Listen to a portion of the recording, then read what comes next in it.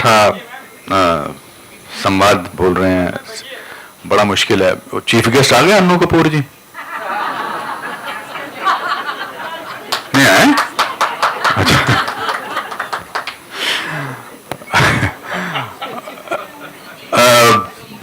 सीमा जी को मैं बहुत अच्छी तरह नहीं जानता हूं, और फिर भी बहुत अच्छी तरह जानता हूं। अभी मैं इनको देख के मुझे लग रहा था कि इनके चेहरे का ग्राफ चेंज ही नहीं हुआ है, क्योंकि आपके अंदर जो खूबसूरती है वो आपके चेहरे पर हमेशा बरकरार रही है पिछले बहुत सारे सालों से।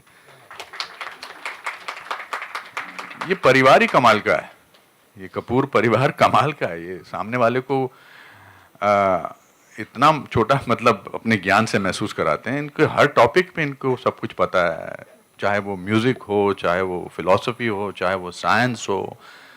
रंजीत भाई, अनु, आप सब लोग इतना अच्छा, गुरुशा आप कितना अच्छा आप लाइफ को जानते हैं और कितना अच्छा समझते हैं। और उसकी खासियत यह है कि आपके माता पिता और आपका, मैं ये पैम्फलेट पढ़ रहा था, और कितना अच्छा आपने अपनी मौसी की लास्ट मोमेंट्स के बारे में लिखा है। आपने किताब एक फिल्म के हिसाब से लिखी है कि इंसान किताब पढ़ेगा लेकिन उनको एक फिल्म नजर आएगी, और ये खूबसूरती बहुत कम लोगों में होती है, बहुत कम राइटर्स में होती है, बहुत कम इंसानों में होती है। क्योंकि जो आप महसूस करती हैं उसको इतनी अच्छे तरीके से तभी लिख सकती हैं क्योंकि आपके अंदर एक सच है, और सच को सच बनाने के लिए दो लोगों की ज़रूरत होती है, एक जो सच बोल सके, जो सच, दूसरा जो सच सुन सके। और मैं बहुत खुश नसीब हूँ, मैं बहुत खुश हूँ। हम चाहे मिलते नहीं हैं, लेकिन मेरे मन में आपके लिए बहुत इज्जत है, आपके काम के लिए, आपकी शिद्दत के लिए, जिस शिद्दत से आप काम करती हैं और जिस शिद्दत से आप ज़िंदगी जीती हैं, वो बहुत प्रेरणात्मक है, और उससे मैं प्रेरणा लेता हूं। और मैं बहुत खुश हूं कि मैं आज यहाँ आया हूं, और आपको मैं बहुत मुबारकबाद देता हूं आपको। बेटा म्यूजिक के बगैर भी अच्छा बोल रहा हूं, फिक्र मत कर। म्यूजिक से मोनोटनस हो रहा है मामला, है ना।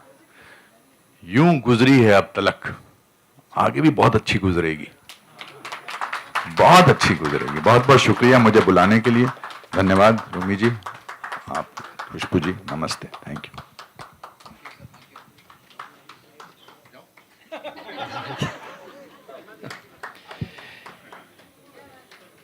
इससे पहले कि कोई रंग बगावत तो बिल्कुल किसी भी किस्म की तैयारी नहीं है। और मैं सीमा जी को वैसे मैं उतना ज़्यादा जानता नहीं हूँ, लेकिन जितना मैं अनु भाई को जानता हूँ, जितना काका जी को जानता हूँ, जितनी मैं गुरुशा को जानता हूँ, उसके ऊपर से मैं अंदाजा लगा सकता हूँ कि सीमा जी कौन है और क्या है। और दूसरी बात यह है कि मैंने सीमा जी के साथ थोड़ा बहुत इंटरेक्ट किया हुआ है, तो मुझे एक बात का तो पता है कि वेरी इंटेलिजेंट और जिंदगी को बिल्कुल करीब से जीने वाले, देखने वाले लोग हैं ये। बट आत्मकथा लिखना बहुत कठिन काम होता है। झूठ बोलो तो पाप लगे और सच बोलो तो आग। और आपको जरूरी होता है आत्मकथा जब लिखते हो तो प्रामाणिक होना, ऑनेस्टी के साथ, तब जाके आपकी छवि उभर के आती है, निखर के आती है। लेकिन आप जब अपने बारे में प्रामाणिक होते हो तो जिसके बारे में लिख रहे हो उसकी भी छवि उभर के आती है। तो उसके बारे में भी सोच रहा हूं, जो लक्ष्मण रेखा जो है, वो जो सीमा है, उसका पालन करना बहुत कठिन होता है किसी भी आत्मकथा को लिखते वक्त। और ये जो एलानिया टाइटल जो है, यूं गुजर गई अब तलक, माने सारे पत्ते बिखेर दिए हैं आपने, बिल्कुल ऑनेस्टी के साथ। ऐसा मैं समझ सकता हूं जिंदगी का जो भी तजुर्बा है, जो भी आपका अनुभव रहा है, जिस तरह से आपने जिंदगी को झेला है, वो सब आपने बिखेरे होंगे। मैं बिल्कुल उत्सुक हूं ये आपकी किताब को पढ़ने के लिए। और दूसरी बात मैं यहाँ पे ये भी कह दूं कि मेरे नसीब में आप इतनी अच्छी लेखिका है, मुझे रूमी भाई बार बार कहते हैं, अनु भाई भी बार बार कहते हैं, और जो अपने खैर साहब जो बोल के गए कि पूरा फैमिली कमाल है यार। अनुभव के साथ तो मैंने काफी वक्त निकाला है। जब मेरी 70 किलोमीटर की राइड होती थी काकरापाड़ा से लेके बारडोली तक सरदार के टाइम, तो मैंने भी 5 घंटे का मेकअप किया हुआ रहता था। अनुभव भी सुबह 3:30 बजे से लेके जब 8 बजे गाड़ी में बैठते थे तो मैं खाली अनुभव से एक ही पूछता था, अनुभव वो जो लैला मजनू में वो जो डायलॉग जो था उसका क्या मतलब है? 70 किलोमीटर कहाँ खत्म हो जाते थे मुझे पता भी नहीं चलता। और मैं जब उतरता था इतना ज्ञान मिलता, मैंने बहुत कुछ सीखा है ऐसी संगत करके। तो मुझे यही मेरी उम्मीद है कि मैं कभी आपका कुछ लिखा हुआ मैं कुछ परफॉर्म कर सकूं फिल्मों में। तो ये क्योंकि मैं तो उसी तरह से वो क्या कहते, यही मेरी अभिव्यक्ति रहेगी। Thank you very much and I wish you all the very best. बहुत सारी शुभकामनाएं। Thank you so much.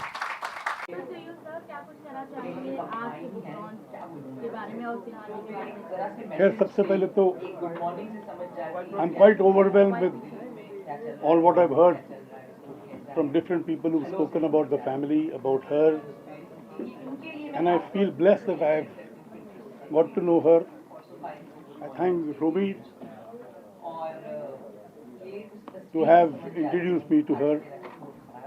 I, on behalf of my 2 daughters who've grown speaking the language, Hindi language, the credit goes to, a lot of credit goes to her. Again, Ranjit, who was part of the same family, he was very closely associated with us when Anil was making his career. He too has contributed. It's always been enriching to be with this family, the members of this family. अनु ने जो मिस्ट्रेंड में काम किया था वो लोग आज भी याद करते हैं। मैं समझता हूँ मैंने कुछ अच्छा किया होगा कि इनसे मेरी मुलाकात हुई, और मैं समझता हूँ कि ये ताल्लुकात आगे बढ़ते रहें तो और ज़्यादा मैं सीख पाऊँगा इनसे। सीखना कोई एकेडमिकली सीखना नहीं होता है। जो तजुर्बे होते हैं लोगों के, वो भी गुणी लोगों के, उनसे आदमी ज़्यादा सीखता है। कुछ मैं सीखा हूँ, कुछ मेरे बच्चे सीखे हैं, और ये ताल्लुकात बढ़ते रहें ताकि मैं और कुछ सीख पाऊँ। इससे ज़्यादा मैं क्या बोलूँ। मैं शुक्रगुजार हूँ ऊपर वाले का कि मैंने इन लोगों से मिला, इनके परिवार से बहुत कुछ सीखा। आज इन्होंने अपनी बुक लॉन्च की है, उसके लिए बधाई हो। और मेरे तरफ से गुड विशेस है इनको और इनकी तमाम फैमिली को। इनकी जर्नी बहुत कमाल की रही है और आगे चल के भी मेरे अलावा वो लोगों को ये एनरिच करेंगे। Thank you. इमामा, इंडस्ट्री से इतने सारे लोग हैं, अनु सर हमेशा से आपको सपोर्ट करते आए हैं और आपके बायोग्राफी के दौरान इतने सारे लोग सपोर्ट करने आए, कितना कितना लकी मानते हैं खुद को और क्या कहना चाहेंगे? मैं बहुत लकी हूँ कि मैं ऐसे माता पिता की संतान हूँ जो जीते जागते साधु संत थे, जो कला क्षेत्र में जिन्होंने अपना अपना सर्वस्व त्याग के कला की सेवा की, और उनको ये भी नहीं मालूम था कि वो कला की सेवा कर रहे हैं। कोई नाम नहीं हुआ उनका, लेकिन वो पूरी जिंदगी कला की सेवा करते रहे। हमारी सुबह होती थी, सुबह के राग के साथ जो माँ चाय बनाते हुए गुनगुनाती थी, और शाम होती थी शाम के राग के साथ जब माँ पूजा करती होती थी। तो ये एक मैं अपने आप को आज साहस के साथ, कॉन्फिडेंस के साथ जो बात कर पा रही हूँ, उन्हीं की देन है। और मैं बहुत खुशकिस्मत हूँ कि मेरे परिवार के सारे लोग अपने अपने क्षेत्र में उन्होंने काम किया है। और सबसे बड़ी बात जो मैं खुशकिस्मत हूँ कि इतनी चुनौतियों के बावजूद कोई भी क्रिमिनल नहीं बना हमारे घर में। भूख प्यास सब सह के भी हम में से कोई भी कभी किसी ने गलत काम नहीं किया है, और इसका मुझे बहुत गर्व और घमंड है, यूँ कहना चाहिए। अच्छे होने का भी एक घमंड होता है, वो मुझे है। और मेरे परिवार के सारे सदस्य, कोई दुखों में इन्होंने कोई गलत काम नहीं किया, इसका मुझे गर्व है और घमंड है। सर, आपसे जानना चाहूँगा, जब मैम ने आपको बताया कि मैं पहली बार अपनी बायोग्राफी, क्योंकि लोगों ने मीडिया में बहुत सारे न्यूज़ेस पढ़ी है, लेकिन जो सही कहानी है वो बुक के थ्रू आने वाली है। तो आपका क्या रिएक्शन था कि आपने कुछ बातचीत की मैम के साथ? नहीं नहीं, इस तरह की कोई बात नहीं। देखिए, बहन के साथ क्या बात करनी है, उसकी ऑटोबायोग्राफी कैसी होगी और क्या होगी, इस सिलसिले में कोई बात नहीं है। हमारा हमारी बहन के लिए जो सपोर्ट है वो अनकंडीशनल है। उसमें उसकी बायोग्राफी, उसके स्टारडम का, उसके बड़े प्रोड्यूसर होने का, उसके बड़े डायरेक्टर होने का, उसके बड़ी कलाकार होने का कोई मतलब नहीं है। वो हमारी बहन है, और एक भाई को अपनी बहन के लिए जो करना है वो उसका धर्म होता है, समझे आप? वो हमें अनकंडीशनल है। तो ये नहीं भैया। हाँ। रघुवीर सर, आप क्या कहना चाहेंगे? आपने जो है कुछ कहानियां जो कि बहुत नॉस्टैल्जिक भी महसूस किया होगा आपने, अगर कुछ शेयर करें कि क्या कहना चाहेंगे सर इस बुक के बारे में? क्या शुभकामनाएं होंगी आपकी? शुभकामनाएं तो है सारी, जो है तहे दिल से। मैं तो क्या कहूँ, मैं तो गुड्डो की सीमा बोल ही नहीं पाता, मैं आज तक नहीं बोल पाया मैं। और जब इसने बताया कि मैं आत्मकथा लिख रहा हूँ तो मैं घबरा गया एग्जैक्टली, क्या क्या लिखेगी ये। और क्योंकि मैंने इसे हमेशा हंसते हुए देखा है, हम बड़ी मुफलिसी में जिए हैं हम लोग, और मुफलिसी के वाकई आज भी हम कभी बात करते हैं तो वो मुफलिसी के दिन सबसे खूबसूरत आज नजर आते हैं हमें। मिलते 2-2.5 रुपए ही थे, और ज़्यादा कहने को 2-2.5 होते थे, मिलते 8 आने और 4 आने ही थे। उसी में हम मिल बांट के हम लोग खा लेते थे, रहते थे, और 24 घंटे हंसते रहते थे। हमें कभी जो तकलीफों का मजा हमने उस वक्त लिया, और ये गुड्डो, ये बहन मेरी, ये तो हंसाने में इसकी तो मास्टरी है। हम भूखे बैठ के और एक दूसरे की शक्ल देख के हंसने लग जाते थे, तो हम खाना पीना सब भूल जाते थे। तो ये जो रहा है, तो जाहिर है ये जो इसने लिखा है, यूं गुजरी है अब तलक, वाह क्या गुजरी है। और इसने इतने खूबसूरत अल्फाजों में लिखा, मुझे तो बोलना भी नहीं आता। मेरे तो अल्फाज में तो बिल्कुल देहाती आदमी हूँ, लेकिन जो थोड़ा बहुत बोलना सीखा है यही सोहबत में। क्यों कहीं कोई गलतियां करते, तलफ़ुज़ मेरा खराब होता है तो यही ठीक करती रहती थी गुड्डो। एक तो इसका म्यूजिक का भी ऐसा कि बेसुरा होता तो ये सुर में ले आने का सारा कुछ तो ये भरा पड़ा हुआ था। तो यहीं से बस सीखते रहे, और मैं तो जल्दी से जल्दी पढ़ना मैं चाहूंगा। सिखा के लाई हूँ, इतनी तारीफ करो मेरी। ये सब दिल से निकल रहा है आत्मा से। लेकिन एक बात बता दूं मैं कि जब ये हम वहाँ मिले तो हिंदी, मैंने इसकी हिंदी की क्लास ली थी। एक मम्मी ने कहा था, हाँ मम्मी ने कहा था कि हिंदी और गणित की क्लास ली थी, गणित में हिंदी में। और अभी जब गणित में कमजोर हूँ। कमजोर थी।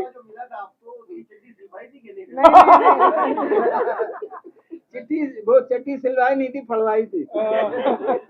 वो तो ऐसे कई दिनों तक वो हमेशा नजरों में कफन ही लाल लाल ही दिखाई देता रहता। सोते जागते जब पता लगा कि ये कहाँ से उठा के लाए हैं। बाद में भूत डराने लगे थे। चलिए, आप क्या कहना चाहेंगे शिवाजी के बारे में, और क्या कैसे बुक के बारे में? बुक तो पढ़ेंगे तब बोलेंगे। नहीं, बुक पढ़ने एक भाई के लिए,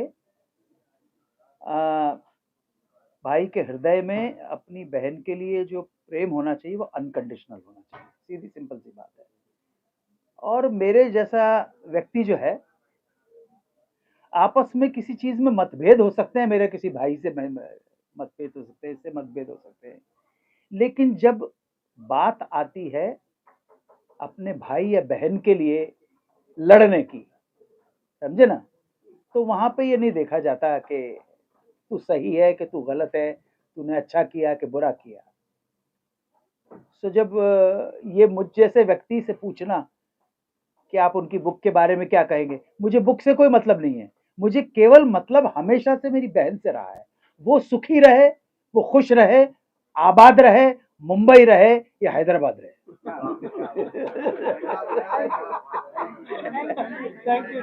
बस। सबसे पहले बहुत कॉन्ग्रेचुलेशन, आपके सामने कहानी आने जा रही है। आपके सामने क्या क्या चैलेंजेस थे जब आप कहानी लिखते थे, और खुद के बारे में बहुत सारी चीज़ें लिखनी थी, थोड़ा सा ये भी होता है कि कैसे बताऊँ मैं अपनी लाइफ के बारे में, आपके लिए क्या क्या चैलेंजेस आए? देखिए, चैलेंजेस लिखने में तो कुछ नहीं आए, क्योंकि जब मैं लिखती हूँ तो मैं अकेले में बैठ के लिखती हूँ। ज़िंदगी में जो चैलेंजेस आए हैं और ज़िंदगी में जो उतार चढ़ाव आए हैं, उनको मैंने लिखा है। और मैंने निर्भीक होकर बिना डरे, चाहे वो मुझे अपने बारे में लिखना हो, उसमें मुझे कितना ही क्या बोलना चाहिए, क्रिटिसिज्म झेलना पड़े, वो मैंने लिखा है। उसी तरह मैंने दूसरों के बारे में भी जो मेरा नज़रिया था वो लिखा है। उसमें भी चुनौतियां थी मुझे ये कहने की कि मैं क्या कहूँ दूसरों के बारे में और क्या नहीं कहना चाहिए। उनकी मर्यादा रखते हुए, ग्रेस रखते हुए, मैंने मेरे साथ जो जो भी घटनाएं हुए हैं ज़िंदगी में, जो जो चुनौतियां आई हैं, वो मैंने। मैम कई सारी चीज़ें आपकी लाइफ के बारे में पता है और कई सारी चीज़ें लोगों को नहीं भी पता है, तो ये बुक के थ्रू उनके तक पहुँचेगी जो आपके फैंस हैं जो। जी जी जी, सबसे पहले मैं जब ये बुक अपनी आत्मकथा लिख रही थी तो सबने मुझे कहा कि इसे एक फिक्शन की तरह लिखो, क्योंकि बहुत सारे ऐसे प्रहार हैं सोसाइटी पे हमारे साथ, और बहुत सारी ऐसी चीज़ें हैं जैसे चाइल्ड अब्यूज़ है, जैसे पुरी साहब और मेरा रिश्ता किन रास्तों से गुजरा है, क्यों हुआ है, तो ये सब चीज़ें मत लिखो। क्रिटिसिज्म झेलना पड़ेगा। तो मैंने कहा नहीं, अगर मैं इसको फिक्शन बना दूंगी तो इसकी सत्यता जो है ना वो झूठी हो जाएगी। तो जब तक आप ये साहस नहीं लेते, ये हिम्मत नहीं लेते हैं कि नहीं, मैंने अगर गलत कुछ हुआ है मेरे साथ, वो शर्म की बात नहीं है, मुझे उसको दुनिया के सामने आना चाहिए, क्योंकि जो और लोगों के साथ हो रहा है कम से कम उनको प्रेरणा मिले और उनको हिम्मत मिले कि ऐसा भी आप सच कह सकते हैं। मैम बहुत सारी चीज़ें लोग जानना भी चाहते हैं, लेकिन आपको लगता है कि बुक के थ्रू जो है कई सारे जो फिल्म मेकर्स है उसके भी अप्रोच आएंगे, इसको बड़े पर्दे पर उतारा जाए, इस कहानी को अगर इस बारे में कुछ शेयर करें, तो क्या आप तैयार हैं इस कहानी को? वो बहुत बाद की बात है, मुझे नहीं लगता है कि पहले लोग पढ़ें तो सही, उसके बाद ये आगे की बात होगी। मैम आज से भी बात करें, काफी बड़ा दिन आज आपके लिए, अपने परिवार के लिए, मेरे इमोशन आपको लिखने वाले इसके अलावा भी। अब देखिए, यहाँ तक की तो कहानी मैंने लिख दी है। अब मुझे नहीं मालूम है मेरी जिंदगी और कितनी बाकी है। 65 साल की तो हो गई हूँ मैं। अब कितना मुझे 5 साल जीना है, 10 साल जीना है, और उनमें क्या क्या जिंदगी के चैलेंजेस आएंगे मुझे नहीं मालूम है। तो आगे की तो बात मैं नहीं बता सकती हूँ कि आगे क्या होगा क्या नहीं होगा। मैं ये चाहती हूँ जो हो गया है, गुजर गया है, उसी को आप लिख सकते हैं। भविष्य तो ईश्वर के अलावा और किसी को नहीं मालूम है। मैम कितनी इम्पोर्टेंट कहानी है जो लोगों के सामने आ रही है, और क्या कहना चाहिए सीमा मैम के साथ किस तरह का बॉन्ड है? सबसे पहले तो सीमा दीदी को बहुत बहुत मुबारकबाद इस आत्मकथा प्रकाशन के लिए। बहुत दिन से सोच रही थी और लिखना शुरू किया था, तो बहुत सारी बातें जो आप इसमें देखेंगे, सुनेंगे, पढ़ेंगे, वो सब उनकी अपनी आप बीती है। और बहुत सारी चीज़ें जो मैं जानती हूँ, जो मेरे साथ उन्होंने बहुत बार जब हम बैठते थे, तो अब भी जब हम बैठते हैं तो वो शेयर करती हैं अपनी यादें, और बड़ा हम लोग खूब हंसते हैं और खूब उन बातों को याद करके, इवन कि वहाँ तब के गाने जो हम लोग शेयर करते हैं, और मेरी चॉइस और उनकी चॉइस बहुत बहुत ही मिलती है, और उस चीज़ को हम लोग खुद गुनगुनाते हैं जब हम साथ होते हैं। तो ये एक आत्मकथा है, ये उनकी अपनी आप बीती है जिसको उन्होंने लिखा है, जिसको अल्फाज दिए हैं, शब्द दिए हैं, और इसमें कोई झूठ नहीं है। क्योंकि किताबें लिखी जाती हैं उसमें बहुत कुछ कहानियाँ होती हैं, ये कहानी नहीं है, ये आत्मकथा है, ये आप बीती है। तो मुझे लगता है कि इसमें जो सच्चाई है वो पढ़ के, वो जान के आपको पता चलेगा कि सीमा कपूर क्या है, सीमा कपूर ने किस तरह की ज़िंदगी बिताई, कैसी ज़िंदगी बिता के अकेले लड़के कहाँ तक पहुँची हो। आज ये आत्मकथा जो उन्होंने अपनी लिखी है, इसके लिए मुझे तो सबको ही बहुत खुशी है, हमारे पूरे परिवार को सबको खुशी है। और दीदी को बहुत बहुत मुबारकबाद एक बार फिर।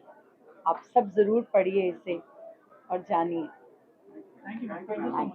देखिए, कपूर फैमिली, जैसा कि पूरा आपने आज का ये देखा होगा, हर एक लफ्ज अपने आप में एक सोना है, एक हीरा है। दीदी का जो पूरा जीवन रहा है वो कठिनाइयों से भी रहा है, लेकिन उन्होंने उस कठिनाइयों में भी आनंद उठाया। और जिस प्रकार से उन्होंने बुक लिखी, मैं तो ये मानता हूँ कि इतनी अच्छी फैमिली को जन्म देना, काका जी का और ये उनका पूरा परिवार ही ऐसा है, माँ से पिताजी से लेकर रघुवीर भैया तक, तो अन्नू भैया इतने बड़े आर्टिस्ट हैं, सीमा दीदी इतनी बड़ी आर्टिस्ट हैं। तो ये तो हमारे भारत के लिए, हमारे हमारे देश के धरोहर हैं ये सारा परिवार। तो हमें तो इस परिवार को बहुत बड़ा थैंक यू देना चाहिए कि ये परिवार, उन्होंने, शबनम माँ ने और पिताजी ने इनको जन्म दिया सारे बच्चों को। और ये सारे पावर हाउस हैं। आप देखो, आज इतना टेम्परेचर डाउन था इस हॉल का, लेकिन फिर भी गर्मी लग रही है। उसका रीजन ही है, सारे पावर हाउस एक साथ बैठे हुए, सारे पावर हाउस। रंजीत भाई के बच्चे हैं, अन्नू भाई के बच्चे हैं, सीमा दीदी हैं, सारा परिवार है। ये इतना टैलेंटेड परिवार है दोस्तों कि इनकी हिंदी, जैसा कि बोनी सर ने भी बताया आपको कि तबला तबला किसने ठीक किया, सीमा दीदी ने। अन्नू सर की आप हिंदी देखिए, अन्नू सर की कोई भी भाषा देखिए, वो कहाँ से आई? अपनी माँ से, अपने पिताजी से। तो जो उनके माताजी और पिताजी ने धरोहर दी थी, आज तक इनको संजोए रखा है। और इससे बड़ी बात क्या हो सकती है? अब हम भारतवर्ष के नागरिक इनको संजो के रखें। Thank you so much. Madam आप क्या कहना, मैडम आप क्या कहना? जो सीमा जी ने जो किताब लिखी है, अपनी आत्मकथा लिखना बहुत मुश्किल होता है। जो अपना मुश्किल वक्त जो गुजरा हुआ है वो एक किताब में लिख के, मतलब एक पेपर पे लिख के बयां करना बहुत मुश्किल होता है। और सीमा जी की तो क्या ही तारीफ करें, उन्होंने जो किताब लिखी है वो बहुत अच्छी है। उसका जो किताब का टाइटल है वही बहुत बढ़िया है, वही बहुत कुछ कहता है। यूं गुजरी अब तलक, वही बहुत बड़ी बात है। एड ऑन अब इतना करते हैं कि यूं गुजरी अब तलक, ये तो जैसा था, ये तो ईश्वर की देन थी, लेकिन जो आगे गुजरेगी वो दोस्तों बड़ी मजेदार गुजरेगी।